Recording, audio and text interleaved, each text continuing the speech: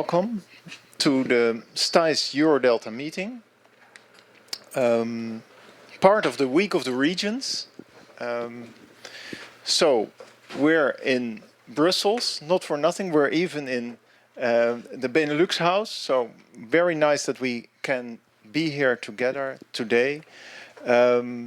The Week of the Regions used to be very much the moment when you would all visit Brussels, but nowadays a lot of that is online actually. So there's much less lively activities going on in Brussels, but still I think it's very good that we meet here in person. So I'm very happy that we managed to have this meeting, this important meeting, focusing on the outcome of the Stise report, the ESPON Stise report, which stands for Sustainable Transport Infrastructure in the Strategic Urban Region of the Eurodelta. The Eurodelta, so a new definition of a mega region that is very much emerging. My name is Paul Gerritsen. I'm working for the Delta Metropolis Association. We have been focusing also on this mega regional scale with a lot of you also as our partners in crime, as looking into this more and more relevant, very, you could say, historically very established, very wealthy, but also therefore a very responsible region. So I think the steps that we can take today are important, and of course there remains a lot to be done. We will be having a lively discussion hopefully, and we will be focusing of course on propelling sustainable mobility. Sustainable mobility, very important to reach our Paris climate goals, and also a lot to be achieved. If we read the Stise report, there are still a lot to be achieved and can also be achieved in relatively short time. We will hear the results in a nutshell from Luc Boelens, who's here, one of the authors of the report. We will get reflections from the different stakeholders, and then we will have the opportunity to have the conversation. But first, of course, I would like to ask to the stage our official host for this gathering here. And of course, not for nothing that we've asked him, Deputy Secretary General of the Benelux Union, Frans Wekers. Please come to the stage, and please a warm welcome, a warm applause.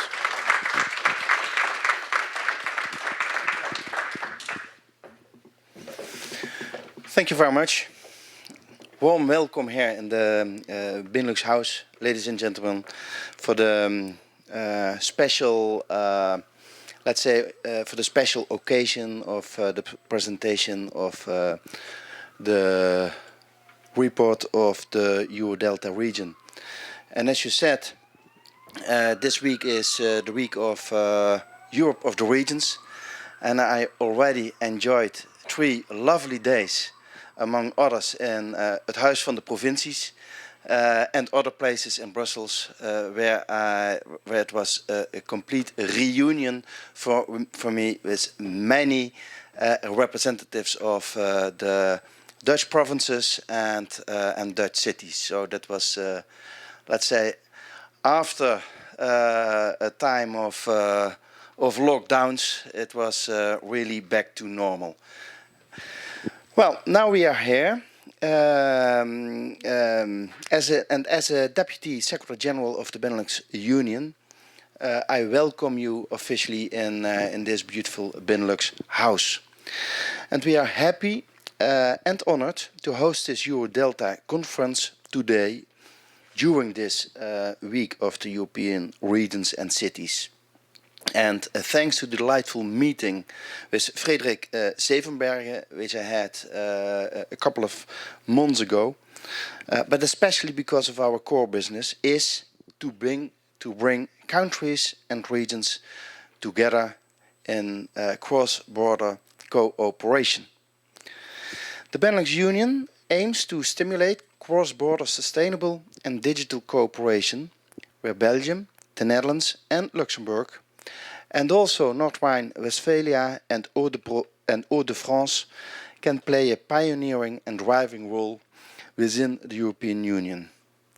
And with currently 29 million inhabitants, which represents 6% of the EU population on almost 2% of the EU territory, the Benelux region is a very dense area, as you already mentioned.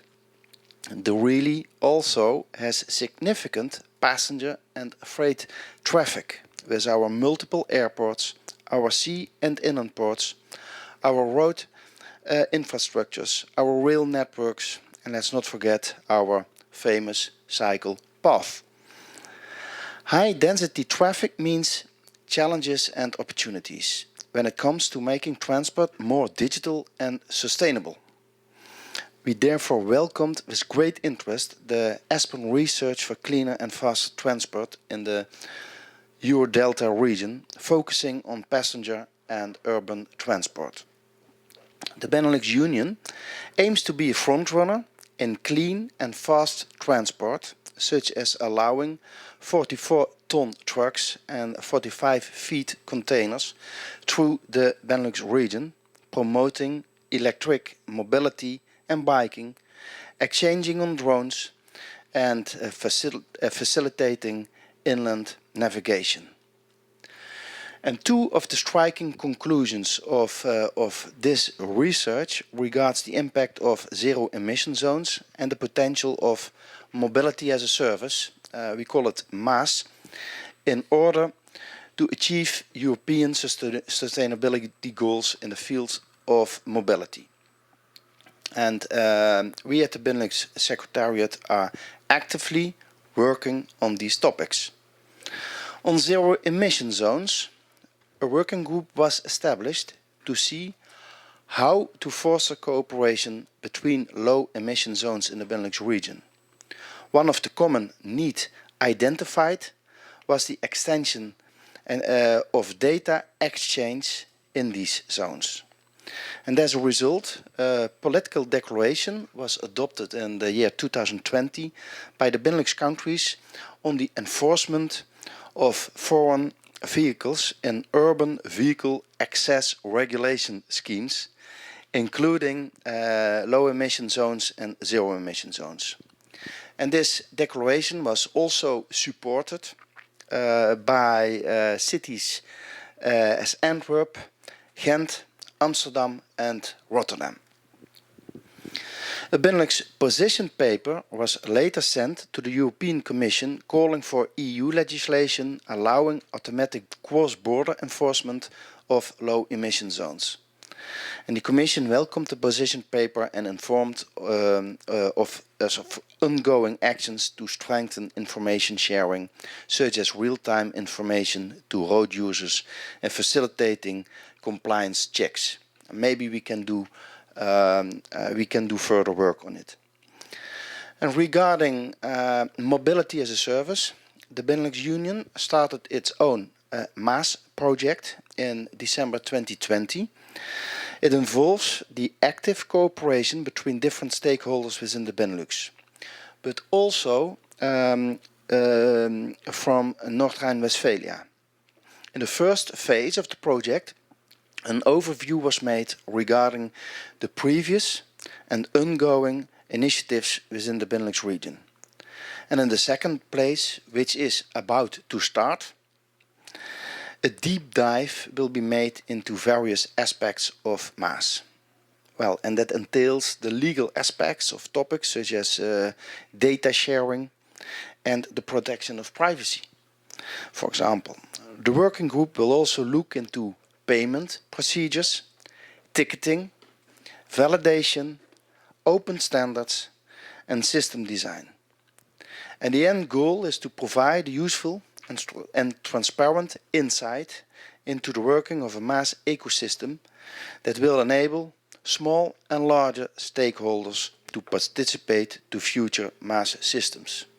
Well, or in simple words, well, to give people easy access to multimodal and cross-border sustainable transport lines. As things stand, we are not actively, not yet, I must say, I must underline yet, not yet actively working on the two other recommendations. And in this light, I want to make a personal comment, especially in the field of cross-border rail mobility. It's a pity, and actually it's a shame, that our rail networks are not connected. Well, there are just a few lines. And I think we must speed up the process to connect the networks. In the past, the Benelux Union has put efforts in developing a joint strategy in this area, but until today, no strategy has been finalized. There are some sensitivities in the different countries. There are many players and stakeholders, so solutions are not easy to achieve. But I think with a joint effort, it must be able to connect networks. And therefore, I would like to use today and future gatherings to proactively put this topic back on the agenda also of the Benelux, and to put arguments such as, well, short-term profitability aside, as this research also shows that people's behavior will change very often, and it's, in my view, it's demand that creates the offer.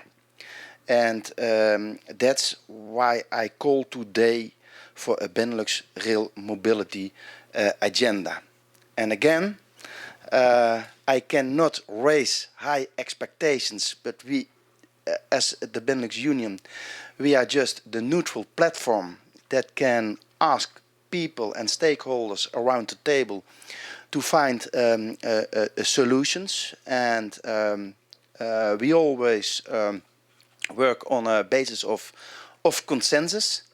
But this, the study which will be presented today will help us to put it back on the table, and I hope we can achieve tangible results.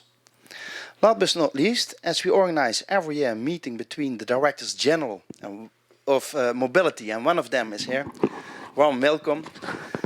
The Director Generals of the Transport Ministries of the different Benelux countries and regions, we will ensure that recommendations of the studies are passed on this meeting. We will pass on next week on the agenda, so that the Director Generals of Mobility will know about the report and about the study, and also about, let's say, the analysis, but also the concrete roadmaps which will be presented as potential instruments to achieve results. So I look forward to the discussions and statements of today, and we will do our utmost to support you in the pursuit of a cleaner and faster transport in the Eurodelta region. Unfortunately, I can't stay here all the meeting until the end, because upstairs we have another meeting. Apologies that I will sneak away by then. Good, thank you. Thank you very much. Quite clear statement. You also said we are already busy on 2 of the 4 issues, and we really want to make an effort to step forward. It's not really up to us. We need to have a sort of collective agreement about that, but there's potential for that to be raised next week. Apart from the report, we've also done some interviews with a couple of stakeholders, amongst others you, out of the report, to test the reports on its validity. And the secretary of the SURE network, the network of cities in the Eurodelta, decided it would be nice to have a small book of these interviews, and actually we would like to present the first first issue of that report to you. Maybe also a little bit as a sign of hope that perhaps you could play a coordinating role as Benelux in the effort of sustainable mobility. Since there is already a lot of local stakeholders working on these issues, coordination is a step that would really speed up things. And in order for the first issue, yeah, it sounds now really like a big thing, but it is the first issue. I would like to have on the stage Willem van Heiningen, who is strategist of the city of Amsterdam and who will represent the city of Amsterdam later on. So please come to the stage and we can have this official moment, since it's filmed, so why not? Huh? Here's a book for you for next week, so you can overhand, because I know, well, reading a large report is not for director generals. They are told from their civil servants what to do. So here's something they can read themselves, and you can read, but you're in it. I've been reading it here. I'm replacing Erik Pasveer, which is the real secretary of the Eurodelta organization at this moment. He is at home. He is having COVID, so he can't be here today. So that's why we're filming also today, so you can watch me doing this. And we hope this book will help you and help others for this important task. And well, we were just talking just for a little second, and we already agreed that it's not only important to analyze this and to say this is important and this is important, but it's also much more important to just start doing and work on this roadmap and implementing for our people at home, traveling around North Rhine-Westphalia, Belgium, France, and in the Netherlands in clean air and doing it good for sustainability everywhere. So. Thank you very much. We are totally on the same page, and thanks a lot. I feel honored and delighted about. And I will spread the word in order to get tangible results. Yes, and we would very much like to collaborate for the future, to have to connect and doing this together outside, having the result on the streets, as we like to say in Amsterdam. Thanks a lot.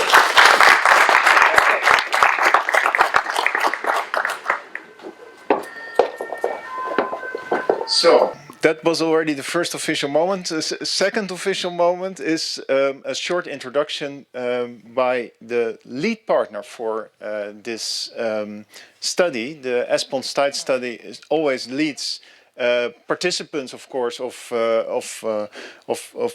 local and regional players. And in this case, the province of Zuid-Holland was the lead partner, so putting a lot of effort in creating this study. And in order for a small opening, we have a short video from Frederik Zevenbergen. Give you a warm welcome as well to this international meeting on the sustainable infrastructure in the Eurodelta, following the Stise study conducted for this purpose. The strength of the Eurodelta, with over 40 million inhabitants, is that you as stakeholders live and work relatively close to each other. The study shows how we can continue to do that in an even more efficient and sustainable way. The province of Zuid-Holland was the lead stakeholder in this study, and I am proud of the result and would like to thank everyone who participated in this study. Firstly, the 9 other stakeholders from 4 countries who took the initiative with us. Then the European network ESPON, first for selecting our proposal, and then for the expert and very critical guidance by project expert Vasilij Iosotov. In the latter, observers from Isocarp and Metrics, including Henk Bouwman, also played their part. And last but not least, the research consortium, without wanting to shortchange the others, especially my compliments to Stephanie van der Boogaarde of Tractebel, who did a great job of navigating between ESPON's critical comments, the stakeholders' advancing insights, and the possibilities of within time and budget of 5 international research institutions. Today, you will start working with the outcomes of the study, and after today, the Eurodelta network, SURE, led by the city of Amsterdam, will take this forward So I'm very curious about how you view the research and the roadmap and what we can do after today as a network and in good consultation with our national governments to achieve sustainable transport in the Eurodelta. Thank you very much.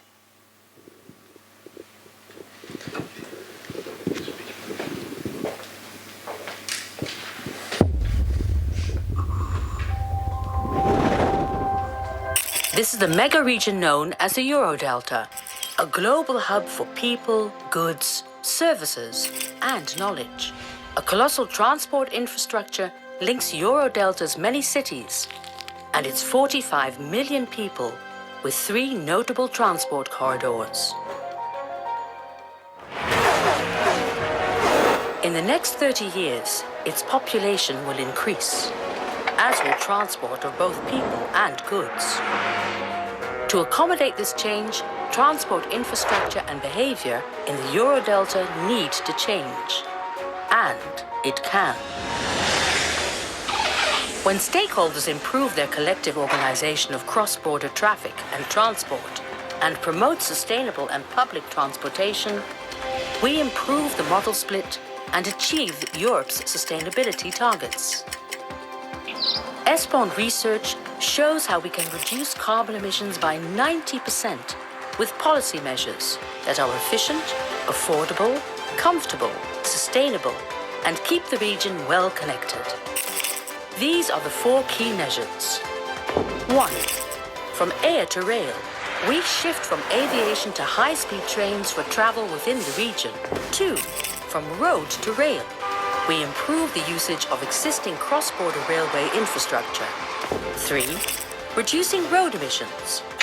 We roll out more harmonized zero-emission zones in cities with over 100,000 citizens. And 4. Improving intermodality, wherein we maximize mobility as a service to facilitate access to different mobility choices in one app. When straightforward and practical policies like these align, you create a level playing field and guarantee the critical mass needed to realize tomorrow's goals. Together we can reduce 90% of Eurodelta's transport carbon emissions. If we successfully manage to align cross-border, 90%. You are part of that 90% reduction. Your contribution is vital. So let's begin right now.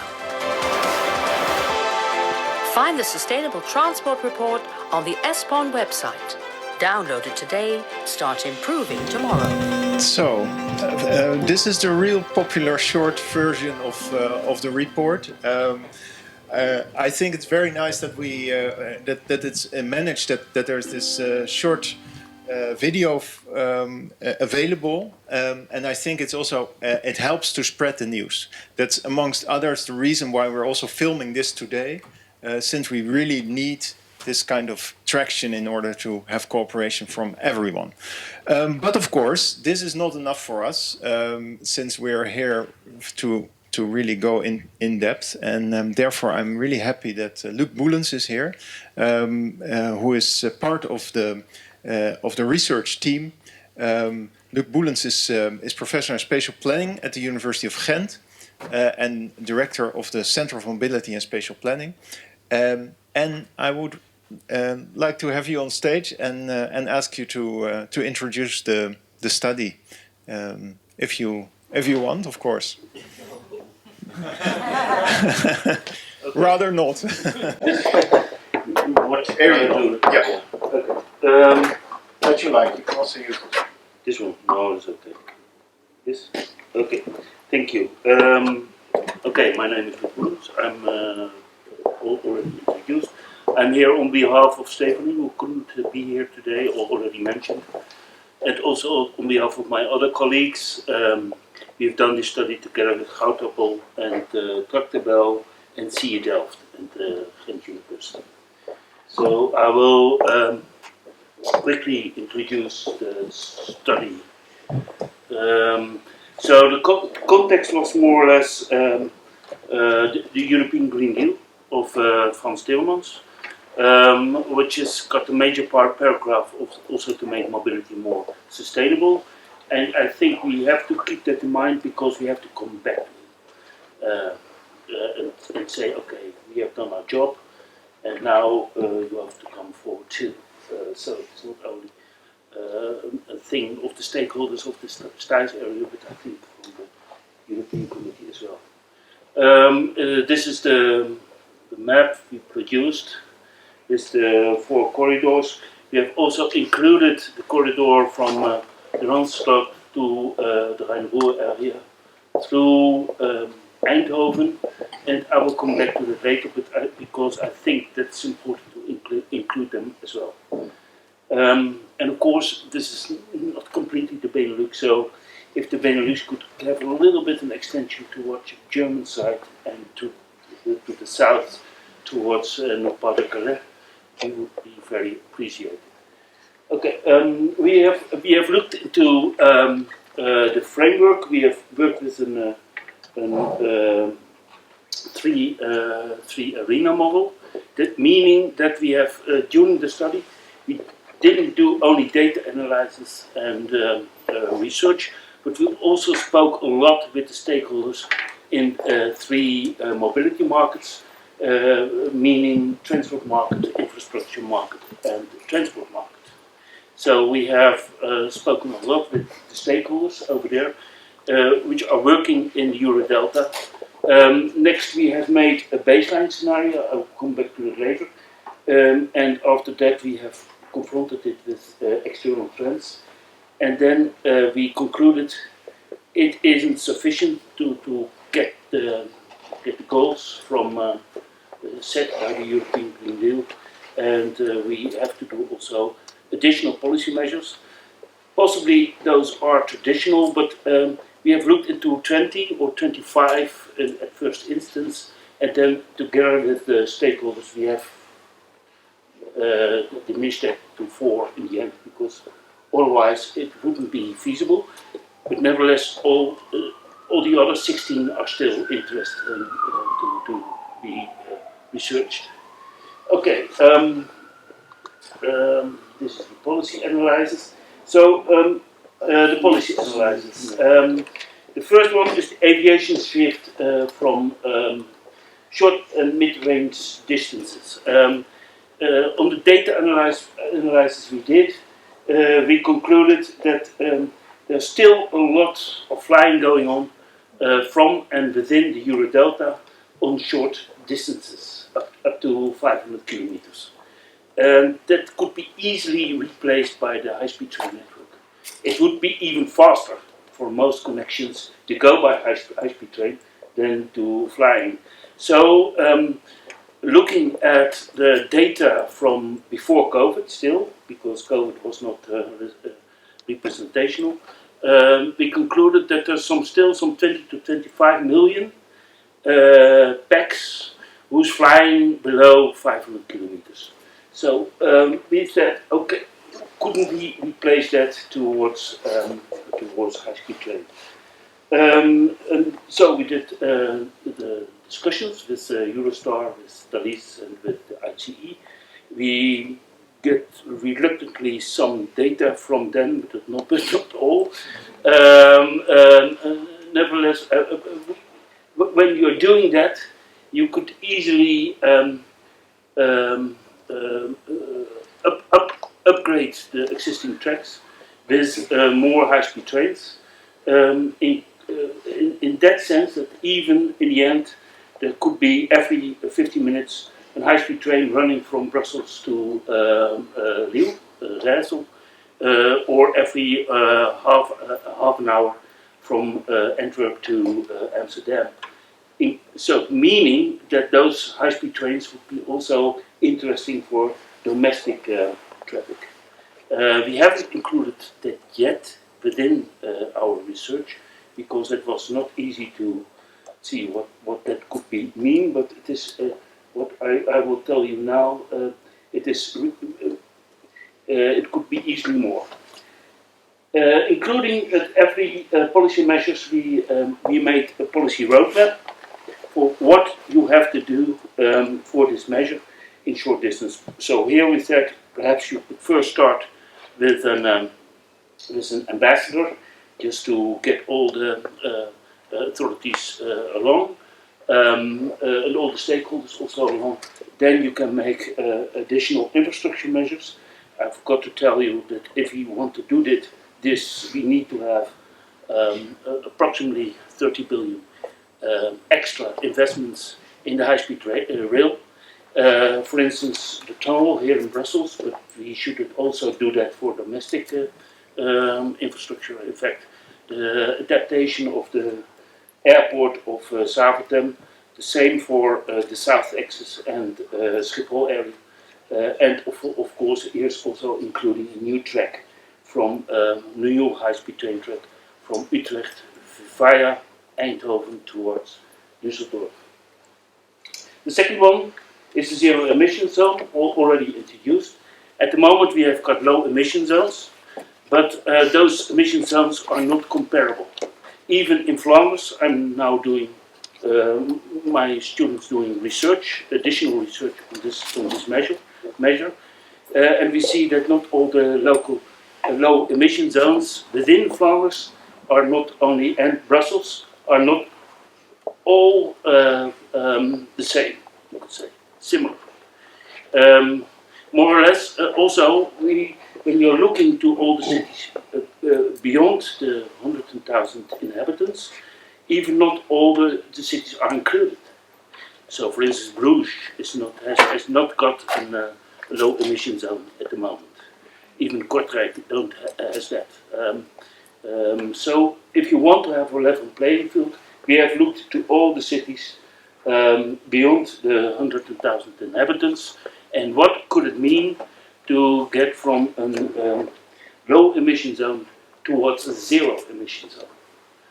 And then it would have a major impact, because still all the people who are surrounding that city should still want to get with their car to the inner city of those cities. I don't know why, but they still do. So they also have to adapt their car stock to that regulation, if you do it on a level playing field. I come later back what that could mean. Also here we have made a policy roadmap, how you could deal with that. It was too late to have also included your activities already from the Benelux, but perhaps that's a first step to roll on further. Okay, the third one is the potential of mass mobility as a service. Also already implemented in several cities within the Eurodelta, but not all the same. I've got lots of cars. I'm using mobility as a service a lot. I don't have a car, I don't have a bike, but I use all the cards for renting a bike or renting a car or renting a step or whatever. And that is going on more and more and more. So I'm moving around with cards, you would say. But I would prefer to have one card, for instance. I would prefer to have to go buy a bike in Antwerp, to also to go to Brussels, and then with the same card to have here a bike in Brussels or whatever instead. So there's lots of things to do with mobility as a service. Already the apps should be more the same. Also, there's of course a financial arrangement. You have to deal with them. But we have included that in the report, and you can read about it. And here you've got also a policy measure about that. And the last but not least, we have looked into cross-border rail. Especially when you want to do high-speed train, then you see that the cross-border rail in the region is going down. So it's very hard now to go, for instance, from Arnhem to cross the border to Germany. There are lots of things that have been developed within the region of Aachen, Maastricht and Luik, but still there's only one train running. So it is not very well organized. And also between Zeeuws-Vlaanderen and Vlaanderen, it is not going very well. Even the metro system in Lille is not crossing the border towards Kortrijk, for instance. And that I even don't like. So that is easy, in fact, easy to do. So we have also looked in this measure on all those cross borders. We have more developed pilot for the Dutch and the German region crossing borders, and came up with policy measures over there and also with policy roadmap. And so I've got not all my, here's the baseline scenario.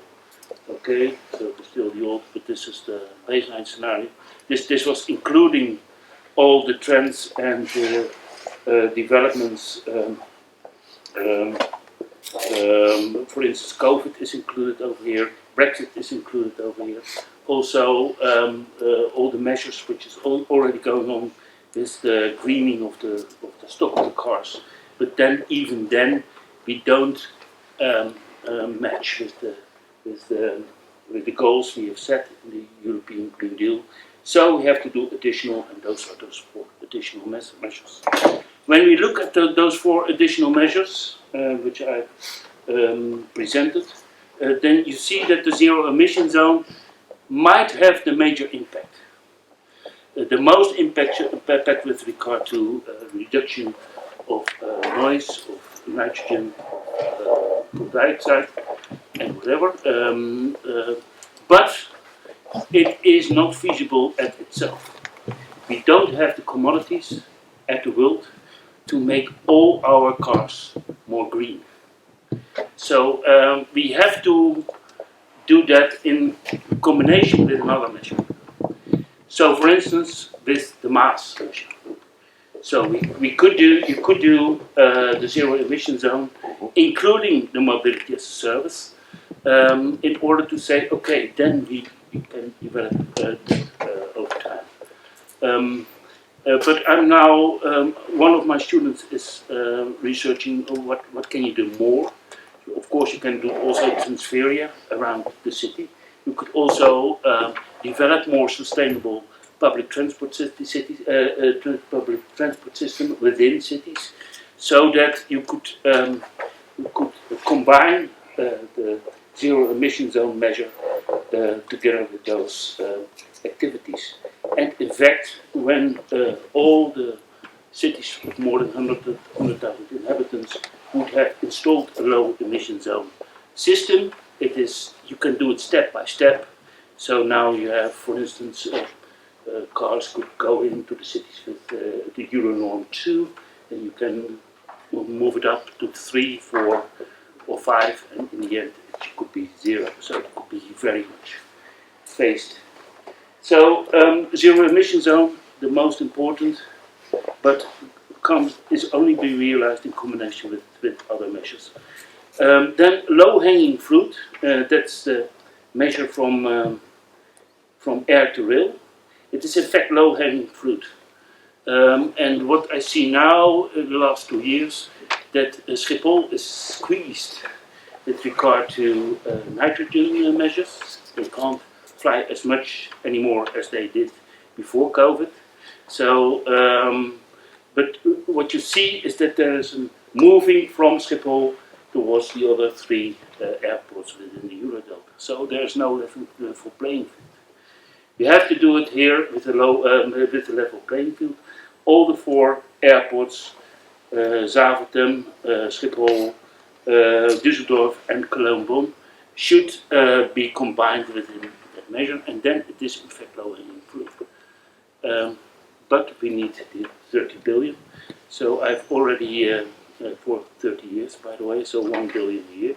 So I've already spoken to a colleague of Minister von Timmermans and said, you want the Green Deal? Okay, we have done our homework, now you have to come up with your money as well. So I don't know if it will be paid completely, but then you need a political statement saying to von Timmermans, we have done our homework, we know what to do, but we have to do it together. And then the last measure, the cross-border rail. It is, in fact, overall, it is not so contributing as much to the Green Deal goals, but it has a major implication for the respective regions. So if you can't go from Zuid-Vlaanderen to, for instance, Rotterdam only through paying lots of money in the tunnels in Zealand and in Antwerp, that's not nice. I would say it's not accessible. The same goes from Arnhem crossing border or in the region of between Liège and Aachen. So that are main activities which we should discuss, because these regions need to be accessible as well. Okay, overall policy analysis, conclusions. There's lots we can do, and I think that if the Eurodelta would implement these measures, it's not only staying with the Eurodelta, but it becomes a major brand, you could say, to the other regions in Europe, and say, oh yeah, you can do it as well. So then the Eurodelta becomes a primary example for other regions in Europe, and we can move forwards to a more better future, I would say. So I will leave it by that. Yes. Thank you very much. Maybe 1 second. I can imagine that there's direct questions. Just to check, so that we can get them out of the way. No direct questions. I have a direct question. You said there were 16 more measures that you didn't have time to analyze. Yeah. Which one would be the first one you would start on? Next to these 4. Similar ticketing. We have also proposed. We have also proposed digital measures, additional digital mobility. I have to do it now by heart. Road pricing measure. So those are, of course, also very important. Also in terms of harmonization. Well, the ticketing I can always adhere to, so I always forget to, I check in Rotterdam, and then I want to check out in Brussels or Antwerp, and then I'm saying, oh shit, forgot about that. So yeah, that I would say would be a good one. Willem? Yeah. Direct question? Here's one more question. The study is mostly about people traveling, but we also have goods which we are transporting, and I think there's a lot to gain on sustainability there as well. There were some measures also mentioned at the time for goods, good traffic, logistics, but in the end they weren't chosen by the stakeholders. So, but of course, when I do it by heart, you can't gain so much, because goods are what is going on in goods is already very efficient. On one side, could become more efficient, of course, but then the impact on coal dioxide and nitrogen is not as big as what you can do with passengers. It's more mass. Okay. Nevertheless, you still have to do logistics. Good. Erik, for whom now the questions come, of course. Yeah, thank you, Luc. As I understand, you are mainly focusing on CO2 emission reduction And nitrogen. And hydrogen stimulation. Did you also take into account the more general benefits you have in a general welfare perspective, and would that change your top 4 of measures, or would it only enhance them? Now, we have also looked into possible economic benefits and social benefits, or social deficits with regard to traffic poverty, for instance. But we only did that in qualitative terms, not in we have not quantified that. So that was a major issue, but if with every of those four measures, we've looked more general into what could be the economic effects, what could be the social effects, what could be the effects on human welfare. For instance, when you do the shift from air to rail, it will have a major impact on the noise reduction, for instance, around those airports. And we have only looked into that very briefly. Yeah. Okay, good. Thank you very much once again, Luc, for your presentation, and thanks for the questions as well. We're now going to have a series of reflections from the partners, and I hope we will have sort of sharp firing of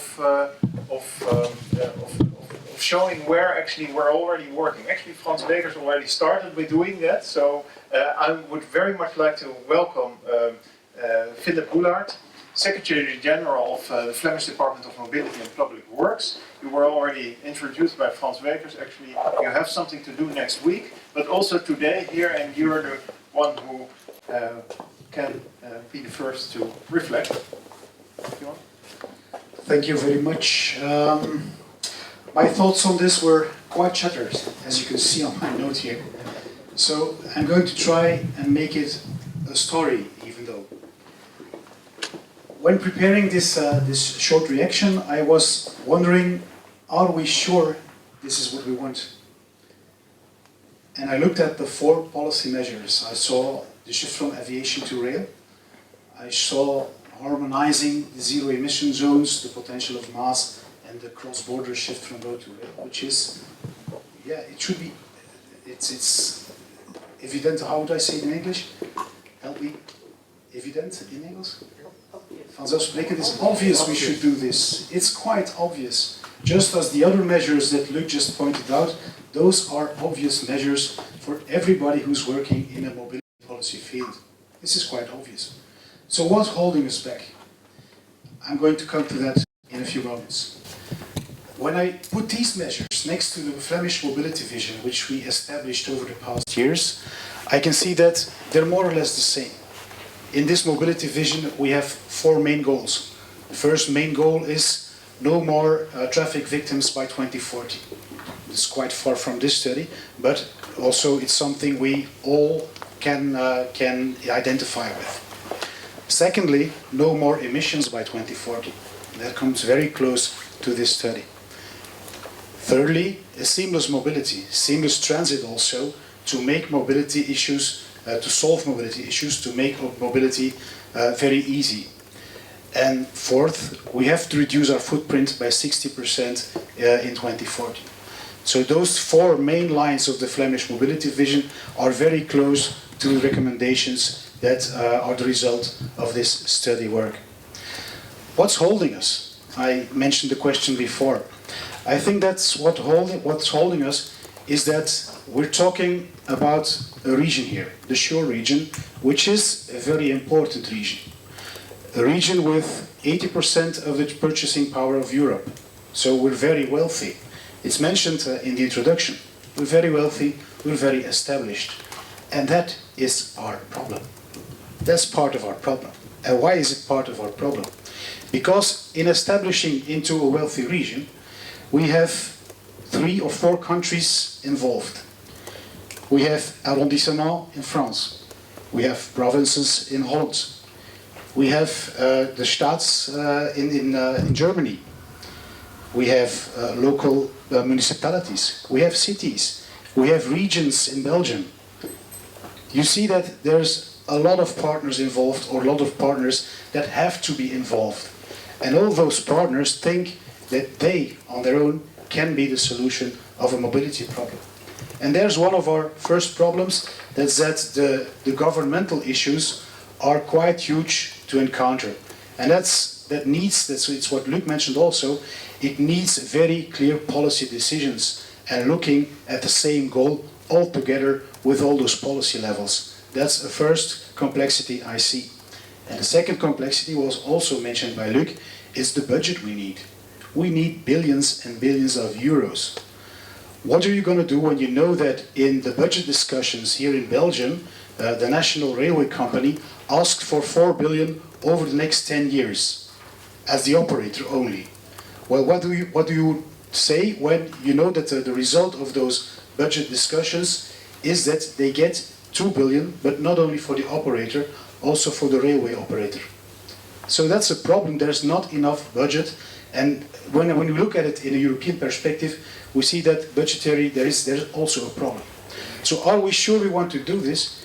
Yes, we are very sure we want to do this, because these are policy measures that we all want to do, we all want to carry out. But we will have a very firm policy statement that's needed, and we will have the budgetary means to do it also. And this is quite challenging in times like these, where a war next door is taking place, and where this has major consequences on our economy. So let's surely work together and make this happen, because that's what we need, not only to make mobility work, but to make livability also a very important theme and issue. That's what I wanted to say about that. And although it sounded politically, I'm not a politician. Thank you very much.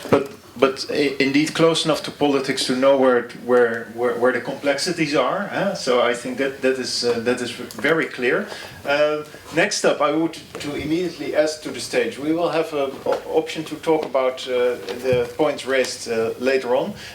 Dominique Elsman, head of the Regional Coordination Office of the AGA Verkeersverbund. Please come to the stage, and you can take the mic. Thank you. And if you want. Oh, yeah. Thank you very much. Good afternoon, ladies and gentlemen. I feel quite at home when I read this nice poster of the Benelux, where it says Mobilität ohne Grenzen, and this is mobility without borders, and that's really what I'm trying to work on day by day. So looking at some slides that I brought with me, let me see. Okay, there it is. I also would like to comment very quickly on the report and maybe focus a bit more on the mass aspects, because that's really our field of expertise.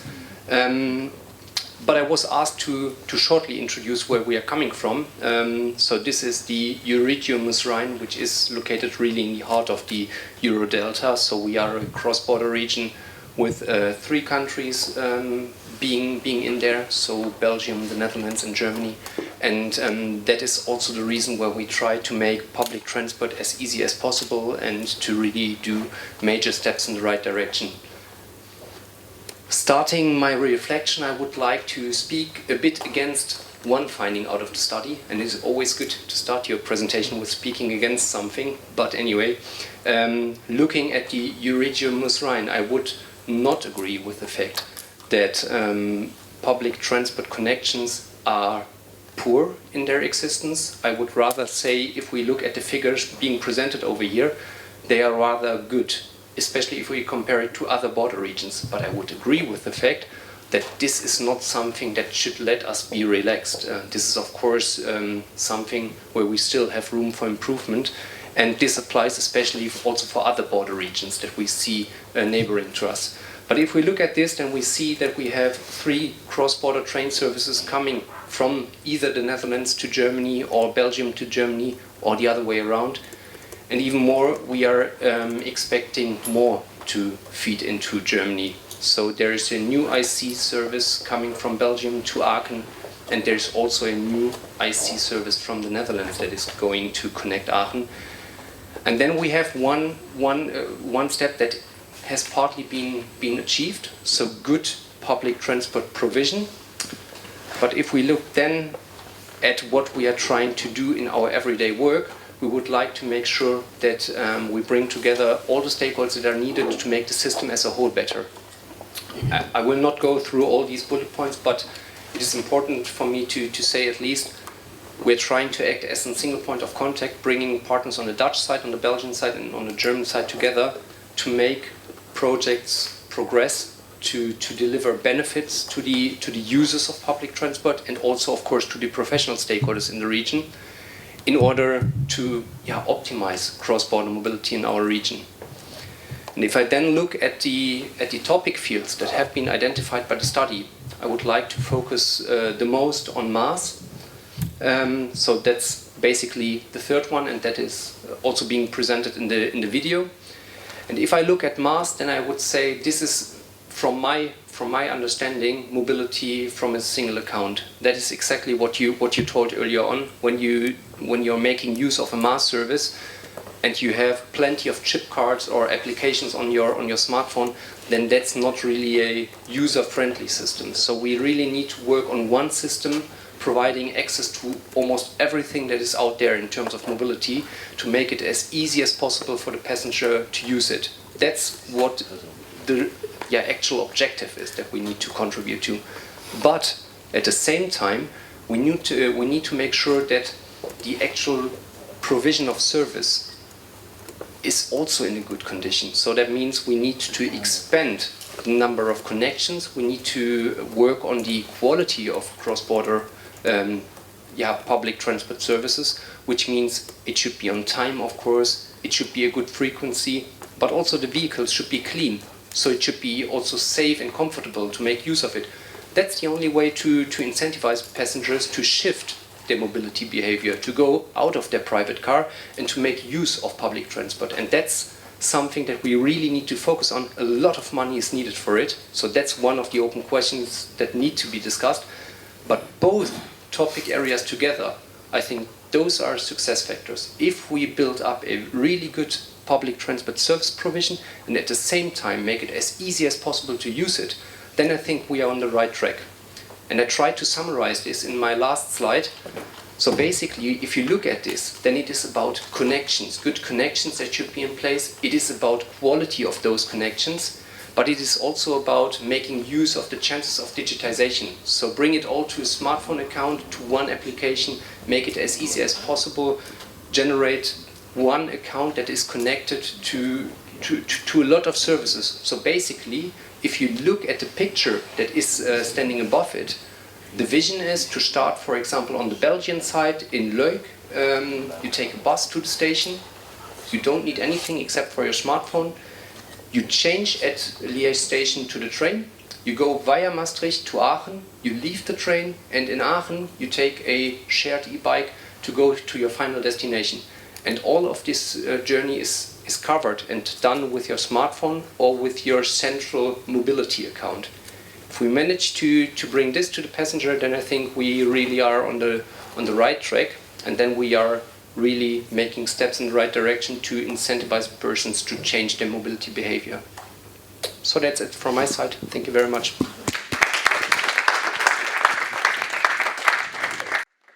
Thank you very much, Dominique. Next up, Cecilia Brown, director of the EGTC Rhine-Alpine corridor, also involved in many of the SURE studies and maybe also a little bit one of the founders of that kind of thinking. So very happy you are here. Please, your reflection. Thank you. Thank you very much. Thank you for the invitation. Thank you for the last presentations. They were very fruitful, and I think I'm going to connect to them right now in my presentation. So I will try to zoom out a bit, because I saw and I can feel that it's very great to have these inputs, especially from this Stise study on a cross-border context, and to see what really is necessary in small distances. But I think in order to zoom out, I would like to quickly also introduce where I'm coming from. And I am representing right now the EGTC, the European Grouping of Territorial Cooperation. It's an interregional alliance for the Rhine-Alpine corridor, and we've been involved not directly in the Stise meeting or in the Stise study, but can you hear me? Yeah, maybe. I use the microphone, okay.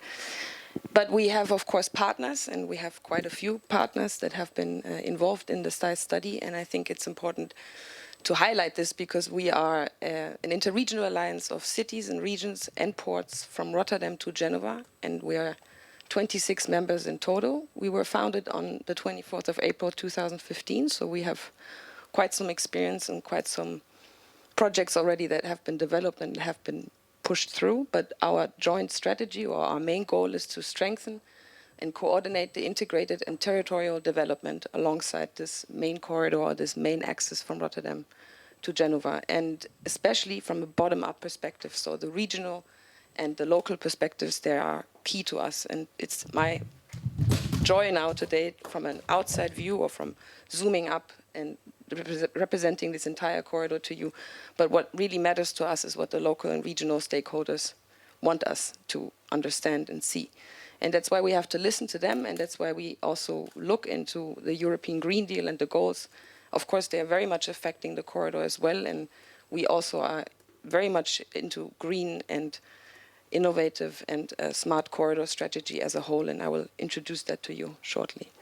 This is again the 26 members that we have up to now, so we have been growing in the past years. We are very active along 6 countries, and some of our partners are here today, so I'm happy to represent. This is our roadmap, and we've developed one in order to reach this goal, which is of course a very ambitious goal, to become carbon not neutral, free by 2030, 2040. Of course, the time is still open for when it's going to happen, but we're designing all our strategies and all our goals and projects in the line of the European Green Deal goals. So here you see this roadmap where we're at the moment is 2022. We're developing right now, we're kicking off a new strategy that was recent. The last strategy was in 2017, so with regard to the 10T revision, with regard to a lot of other interesting studies that are ongoing, including the Stise study, we're developing another strategy for the whole of the corridor, and also a roadmap that is already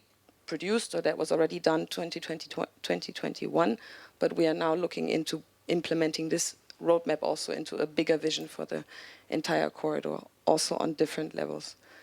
So what are we focusing on? I will shortly and quickly also go into the topics that we're dealing with in the Rhine-Alpine corridor. But of course, we have these frameworks. We have the Green Deal, we have the sustainable and smart mobility strategies. The sums are very important to us in our urban nodes along the corridor. And of course, something that really hit us now and recently is the 10T revision and the idea of merging our corridor with the North Sea Mediterranean. This is certainly a very challenging task, but it also brings about a lot of opportunities, and we're looking into finding new partners, especially on the French side, and especially also towards this other corridor, and strengthening the system as a whole. So not just focusing on our one main corridor from north to south, but also focusing on the other corridors that are mingling with our corridor. But of course, the Stise research results, and that's why I'm here today, to tell you why we need the Stise research results as well, and why we would be very happy to elevate them and also disseminate them in our constant discussions that we have along the corridor, and also our different focus groups and focus themes groups. So we are really looking into developing this new strategy, and while developing this one corridor, one strategy 2.0, we are looking into focusing on the greening and the resilience and the interconnection with the North Sea Mediterranean, but of course smart logistics and economy, sustainable developments, and port and inland waterway transport is a major part. This has also been something very much core to the Stise projects and results, and the passenger transport and mobility as a service as well. But we are, of course, learning also from our members. So this is what I would like to focus on, the aspects of Stise concerning the zero emission zones. Of course, we are very much dependent on listening to our partners and our members on the Rhine-Alpine corridor. What do they need, and what can we deliver as the EGTC office towards Brussels, towards higher stakeholders to implement their visions, and then vice versa, develop this level playing field, as we heard it many times today. So it's important to look on this collaboration of regions on a corridor level. I think this is a strong focus, and this is where the Stise results can really help us, and where we can consider them, and we will deliver this message.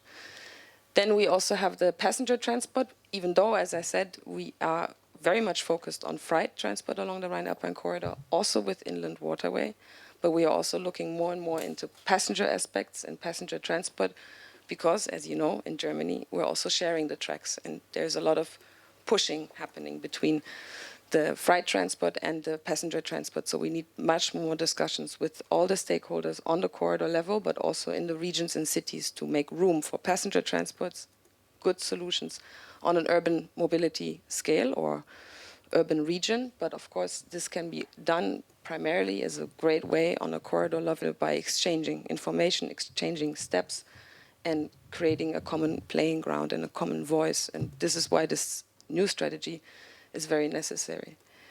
So I will try to close it here quickly, but I would like to take a few remarks that I heard today. What Luc Bolen said about the best practice for the Eurodelta, I think this is very true. And if we manage, and I think the Eurodelta is very important also for the Rhine-Alpine corridor because we're passing through it, we're crossing right through the heart of the Eurodelta. But if we manage as a good example, as a best practice to bring these efforts together on a Eurodelta scale, we can definitely have a good impact as a EGTC Rhine-Alpine corridor on other regions along the corridor. And this is something I think that we as an EGTC can also sustain and deliver towards the south, towards the southern parts of the Rhine-Alpine corridor. Then also, I think, to deliver benefits and have tangible results, I think, Dominic, you also said it, I think it's important to create this also on a corridor level. But as I said, once again, we're nothing without our members and nothing without our regions and cities. So we really dependent on their results, and their results we have to overlap them with what's happening on a corridor level and play them back to Brussels, play them back to our members. And I think this is one of our core jobs. And then last but not least, what you mentioned, Philip Bollard, I think the clear policy decisions is very necessary, but it's also very vague to talk about it, what it really means. And there is a high complexity, and I can feel this also on a corridor level, but also with the idea of governance. And I think we have to look into completely different forms of governance. And I think the EGTC is already one. It's quite amazing what happened in those 10 years on such a corridor level. So I think that could be maybe a good first step also for the Eurodelta in the future to come, to develop from a more informal way to a more formal institution and to strengthen this one voice, one Eurodelta, maybe. I don't know. Thank you.